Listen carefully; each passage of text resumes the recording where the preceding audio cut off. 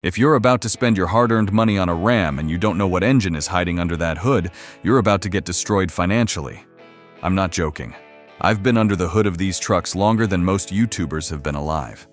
20+ years, tearing apart engines, rebuilding blocks, diagnosing failures that cost people thousands, sometimes tens of thousands of dollars. And let me tell you something that nobody in this industry wants to admit. Ram has built some of the greatest engines ever put in a pickup truck. And some of the most catastrophically flawed ones too.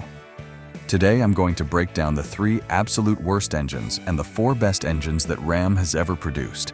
And I'm not going to give you the same recycled garbage you've already read on every forum. I'm going to tell you why they fail from a mechanical perspective, what breaks first, what it costs, and what I'd actually put my own money on. If you disagree with anything on this list, I want you to put your argument in the comments. But before you do, make sure you've actually cracked an engine block open, because I have hundreds of them. Alright, let's start with the garbage. The engines I would never recommend to anyone. If you're looking at a Ram with one of these under the hood, run. Don't walk, run. Worst one, the 3.7 PowerTech V6, 2002-2012. This is the engine that gives Ram a bad name. And the worst part? It was the base engine on the Ram 1500 for an entire decade, 10 years. That means there are hundreds of thousands of these things on the road right now, ticking time bombs waiting to destroy someone's savings account. Here's what nobody tells you about this engine. The 3.7 PowerTech has one fatal, catastrophic design flaw. The valve seats are pressed into aluminum cylinder heads using powdered metal. That sounds fine on paper, right? Wrong. The problem is thermal expansion. When that engine heats up, and I'm not talking about overheating, I'm talking about running slightly hotter than normal on a summer day, those powdered metal valve seats expand faster than the aluminum head. And when that happens, the seat literally drops out of the head, falls into the combustion chamber, and smashes into the piston crown. Game over. Catastrophic engine failure at 75,000 to 80,000 miles. That's not a maybe. I've seen it happen more times than I can count. But it gets worse. The oil passages on this engine are ridiculously narrow. If the previous owner skipped even one oil change, the oil turns to sludge, clogs the pickup tube, and starves the entire valve train. The lash adjusters seize up, the rocker arms lose position, and now you've got valves that aren't even opening properly. And you know what the real insult is? This engine produces 210 horsepower. 210. A modern 4-cylinder turbocharged engine makes more than that and weighs half as much. You're getting V8 fuel consumption with the power of a lawnmower and the reliability of a paper bag. I've replaced these engines so many times that I could do it in my sleep. My advice? If you see a Ram with this engine, keep walking. It doesn't matter if it's cheap. Cheap to buy, expensive to own. Worst, 2. The 4.7 PowerTech V8, 2000-2007. But wait, I can already hear you saying, the 4.7 is a V8. It must be better than the V6, right? No. Absolutely not. The 4.7 PowerTech shares the same genetic defects as its little brother, except everything is multiplied. Same aluminum heads with the same garbage pressed-in valve seats that drop under thermal stress. Same issue. But now you've got a more complex engine with higher operating temperatures, so it happens even faster. But here's what really kills the 4.7, the timing system. This engine uses 3 separate timing chains. A primary chain from the crankshaft and 2 secondary chains running to each camshaft. Each chain has its own plastic tensioner and plastic guide. Plastic. In an environment that regularly exceeds 200 degrees Fahrenheit. What do you think happens to plastic at those temperatures over 80,000 miles? It gets brittle, it cracks, it disintegrates. When those guides fail, the chain develops slack. And because the 4.7 is an interference engine, the moment that chain jumps even a single tooth, the valves and pistons meet. And when they meet, it's not a handshake. It's a head-on collision. Bent valves, damaged pistons, destroyed engine. The repair? You're looking at pulling the entire front of the engine, replacing all 3 chains, all guides, all tensioners, and praying that the cam sprockets haven't worn. That's $2,000 to $3,000 in labor alone. And that's if the valves survived. And here's the kicker. The 4.7 doesn't even give you Hemi power.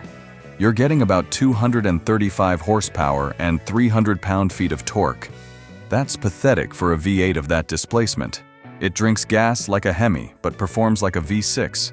There's absolutely no reason to buy this engine when the 5.9 Magnum existed in the same era. None. On top of the timing chains and valve seats, the 4.7 also suffers from premature head gasket failure because of the mismatch between its iron block and aluminum heads. Different thermal expansion rates mean the gasket gets crushed and worked over and over until coolant mixes with oil. I've pulled dipsticks out of these engines that looked like chocolate milkshake. That's the death rattle. If a customer brings me a 4.7 with over 100,000 miles, I tell them the truth. The cost of proactive maintenance on this engine exceeds what the truck is worth. Sell it. Move on. Worst 3. The 3.0 EcoDiesel V6 VM Motori 2014-2019. Now this one is going to make some people angry. Because on paper, the EcoDiesel was brilliant. Diesel torque in a half-ton truck with the fuel economy of a sedan. The marketing was perfect. The engineering, a disaster. The 3.0 EcoDiesel was built by VM Motori, an Italian manufacturer, and I'm going to say something controversial. This engine was never designed for the American truck market. It was designed for European vans and SUVs where people drive on highways at steady speeds. Put this thing in a Ram 1500 where people tow, idle in traffic, make short trips, and beat on it daily, everything falls apart. The big end and connecting rod bearings are the #1 killer. Due to inadequate oil pressure at low RPM and factory-recommended oil change intervals that are way too long, those bearings spin. When a bearing spins, it takes the crankshaft journal with it, scores the connecting rod, and you're looking at a complete engine replacement. Not a rebuild, a replacement. Because the block is typically scored beyond salvation. How common is this? At one point, the reported failure rate was around 215 engines per month. That's not a small problem. FCA was so overwhelmed they changed the oil specification from 5W30 to 5W40 to try to reduce failures. That's not a fix. That's a Band-Aid on a gunshot wound. Then there's the EGR cooler. The exhaust gas recirculation cooler develops cracks that leak coolant directly into the engine. There's been a recall for this because some of these leaks actually caused fires. Fires in your truck, under your hood, while you're driving. Then the Bosch CP4, 2 high-pressure fuel pump, the same pump that plagued every diesel using it, grenades itself, sending metal shavings through the entire fuel system, fuel rails, injectors, lines, everything. You're looking at $8,000 to $12,000 to replace the entire fuel system. There was a recall on this too for 2014 to 2019 models. But if you're out of warranty, you're out of luck. And let's not forget the emissions system. The DPF filter clogs constantly. If you're doing short trips, the DF system needs feeding, and the entire post-treatment system adds thousands of dollars in potential future repairs. This engine was a marketing exercise that real-world conditions exposed as fundamentally flawed. I've literally had customers sitting across from me in tears because their 66,000-mile EcoDiesel needed a new engine, and there was an 800-unit backorder on replacements. You couldn't even get one if you wanted to. That's unacceptable. Now, before we get to the best engines, I need to talk about the one that's in the middle, the one that everyone asks about, the elephant in the room. The 5.7 Hemi V8, with MDS and e-torque 2009 present. I love the Hemi. Let me say that up front. The block itself, the rotating assembly, the bore, the stroke, the heads, is outstanding. The 5.7 Hemi is one of the best V8 architectures ever designed for a truck. Period. But Ram ruined it with technology. The MDS, multi-displacement system, deactivates 4 of the 8 cylinders to save fuel. The problem? The lifters on the deactivated cylinders, 1, 4, 6, and 7, get starved of oil pressure when they're supposed to be collapsed. The needle bearings inside the lifter rollers wear prematurely, lock up the roller, and then the roller grinds a flat spot into your camshaft lobe. That's the famous Hemi tick. And it's not just a noise, it's the sound of your engine eating itself from the inside. From 2009 to about 2016, this was epidemic. The failure rate was horrific. Ram eventually redesigned the lifters with larger needle bearings starting around 2017 to 2018, but the problem hasn't been fully eliminated. Disabling MDS through an ECU tune costs $300 to $500 and eliminates the issue almost entirely, but most owners don't know that until it's too late. Then came e-torque. On 2019 and newer Ram 1500s, the traditional alternator was replaced with a 48-volt belt-driven motor generator. It helps with start-stop, gives a little torque boost during acceleration, and recovers energy while braking. Sounds great, right? Until the 48-volt battery pack fails, or the inverter develops thermal leaks, or the system throws voltage errors that shut the truck down completely. NHTSA has received over 80 complaints for engine stalls and loss of power on e-torque-equipped Hemis. The replacement cost for the 48V battery alone is $1,500 to $2,500 plus labor. And this is supposed to be the standard engine now. Ram isn't producing any more 1500s without e-torque. My verdict on the Hemi? It's not on the worst list because the block is genuinely incredible. But it's not on the best list because the systems around it are undermining a legendary foundation. If you buy one, delete MDS, change your oil every 5,000 miles with full synthetic, use a high-flow oil filter, and keep an eye on the e-torque components. Do that, and the Hemi will go 300,000 miles. Don't do it, and you're looking at $3,000 to $5,000 in lifter and cam repairs before 120,000 miles. Now let's talk about the engines that make me proud to be a Ram guy. The ones I actually recommend. The ones that prove Ram knows how to build greatness when they don't overthink it. Best one, the 5.9L Cummins 24-valve common rail, i6, 2003-2007. If you know, you know. This is the greatest diesel engine ever installed in an American pickup truck, and I'll fight anyone who says otherwise. The 2003 to 2007 5.9 Cummins with the Bosch common rail injection system is the sweet spot of the entire Cummins lineup. It eliminated the failure-prone VP44 rotary injection pump from the previous generation and replaced it with a CP3 high-pressure pump that is practically bulletproof. The injectors are solenoid-controlled, each one firing independently with precision timing. The block is cast iron, the head is cast iron. The crankshaft and connecting rods are massively overbuilt from the factory. They can handle double the stock horsepower without internal modifications. There is no DPF filter, no DF tank, no complex emission systems to clog, fail, or burn your truck down. It's pure mechanical engineering at its finest. This engine routinely hits 300,000 to 500,000 miles with nothing more than regular oil changes, a fuel filter, and occasionally replacing the lift pump. That's it. Some owners have crossed the million-mile mark. That's not an exaggeration. Cummins has an entire million-mile club. The 2004 to 2007 models are the ones you want. The 2003S were early production common rail and had some injector teething issues. From 2004 on, they were sorted out.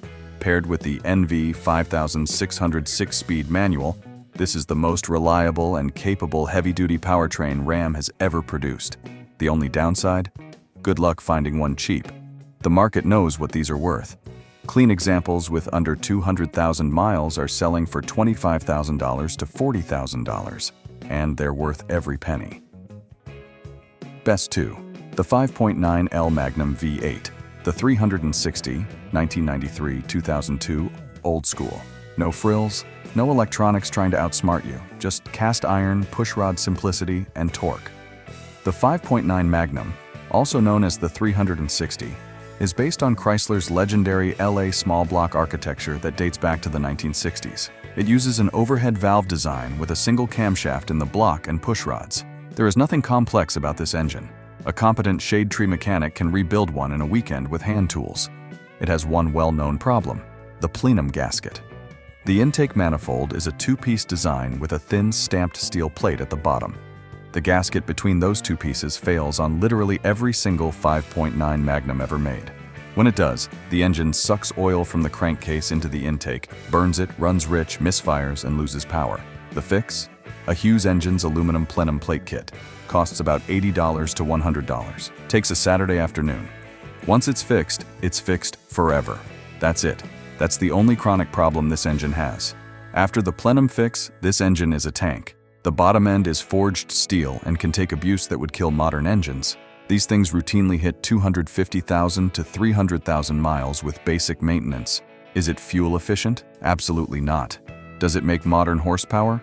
No, you're looking at about 245 horses, but it makes 335 pound-feet of low-end torque, which is what actually matters in a truck, and it will start every single morning no matter what you throw at it. Best 3. The 3.6L Pentastar V6 2013 present. This one's going to shock the V8 purists. I know. It's a V6, it doesn't belong in a truck. Shut up and listen. The Pentastar, after Chrysler fixed the cylinder head issues from the 2011 to 2012 models, became one of the most reliable engines in the entire automotive industry. It's won multiple Ward's Best Engine awards. And there's one specific engineering decision that makes it brilliant: port fuel injection. While every other manufacturer was rushing to direct injection to squeeze out fractions of a percentage in fuel economy, Chrysler kept the Pentastar on multi-port injection. That means gasoline constantly washes over the intake valves every time the injectors fire. That constant fuel bath prevents carbon buildup on the valve stems, the exact problem that plagues Ford's EcoBoost, GM's direct-injected V6, and basically every other modern engine. The Pentastar also uses a robust timing chain, a variable displacement oil pump, and an aluminum block with cast iron cylinder liners. It produces 305 horsepower and 269 pound-feet of torque from 3.6 liters naturally aspirated. That's impressive for any V6, and it does it while being cheap to maintain and incredibly durable. Is it going to tow your 10,000 pound trailer? No, get a Hemi or a Cummins for that. But for daily driving, commuting, light hauling, and getting 20+ mpg in a full-size truck, the Pentastar is the unsung hero that nobody talks about. Best 4. The 5.7L Hemi V8, Pre-MDS, 2003-2008. I saved this one for last because I wanted to make a point. The Hemi block itself is legendary, and the proof is in the Pre-MDS versions. The 2003 to 2008 Hemi, before they strapped on the multi-displacement system, is a rock-solid V8. All 8 cylinders running, all the time. No lifter games, no solenoids collapsing, no oil starvation issues. The camshaft and lifters just work the way they're supposed to. 345 cubic inches, 345 horsepower, 375 pound-feet of torque.